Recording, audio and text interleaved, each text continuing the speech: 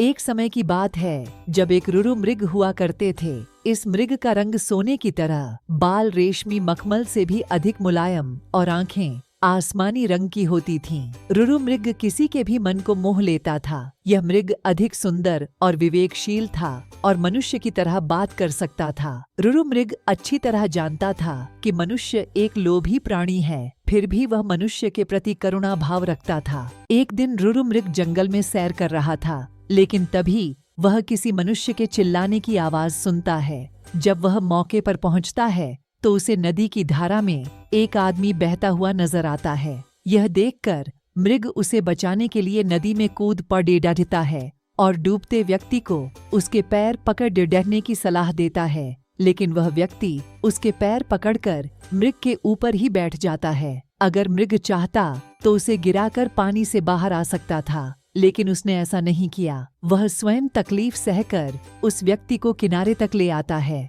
बाहर आते ही व्यक्ति मृग को धन्यवाद कहता है, तो इस पर मृग कहता है, अगर तुम मुझे सच में धन्यवाद करना चाहते हो तो किसी को यह मत बताना कि तुम्हें एक स्वर्ण मृग ने डूबने से बचाया है। मृग ने उसे कहा, अगर मनुष्य मेरे बारे में जानेंगे तो वे मेरा शिकार करने की कोशिश करेंगे। यह कहकर रुरु मृग जंगल में चला जाता है। कुछ समय बाद उस राज्य की रानी एक सपना देखती है जिसमें उसे रुरु मृग दिखाई देता है।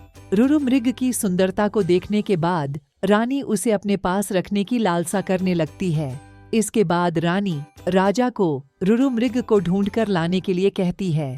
राजा बिना देरी किए नगर में ढिंढोरा पिटवा देता है कि जो कोई भी रुरु मृग को ढूंढने में मदद करेगा उसे एक गांव और 10 मुद्रा इनाम में दी जाएंगी।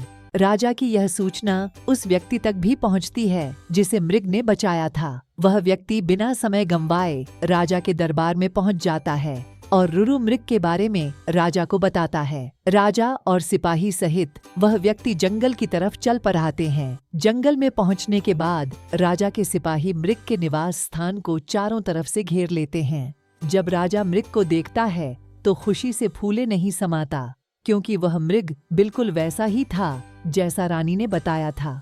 मृग चारों ओर से सिपाही से घिरा हुआ था और राजा उस पर बाण साधे हुए था, लेकिन तभी मृग राजा से मनुष्य की भाषा में कहता है, हे राजन, तुम मुझे मार देना, लेकिन पहले मैं यह जानना चाहता हूँ कि तुम्हें मेरी जगह का रास्ता किसने बताया।